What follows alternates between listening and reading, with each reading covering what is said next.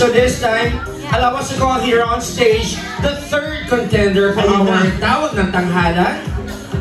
We have here from Security Department, Mr. Wilfredo Ablaza. Ay, wow, Sir Wilfredo. Dito tayo, partner. Ay, dito po kayo, sir. Saan yung gusto? Dito ka na lang. Dito na lang daw siya. Ayaw niya umakyat. Okay. Okay, sorry. Pare, pulang-pula po kayo ngayon. Parang naglalakad kayong regla. Oh. Charot lang!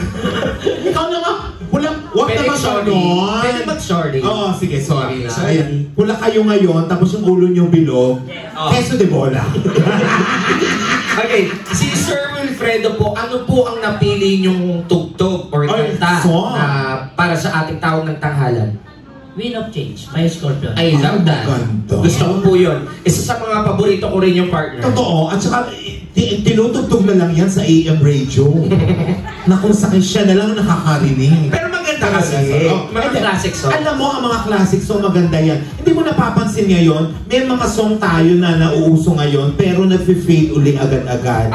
Hindi katulad nung araw, yung mga kanta nung araw. Hanggang ngayon, naririnig pa rin natin. Kasi ano, yung mga tugtugan ng araw, maganda ang lyrics, maganda ang melody ng song. Oo. Tsaka recall mo siya. Yung mga song ngayon, ayan, uuso yung song ngayon. Maya-maya, in a few months, wala na. Hindi mo na alam. Tsaka ano ang pangit ng lyrics, iba nagna-number 1 sa Billboard. Oo, ano po yun? 80s na kasi itong kanta na to, pero hanggang ngayon, kinakanta pa rin ang mga Oo, tingnan. Ba't so kayo nagpapaliwanag? Wala naman ko sa presinto. So next, okay, so we have here our third contender from Security Department. Round of applause for Mr. Wilfredo Ablaza. Palakpakan!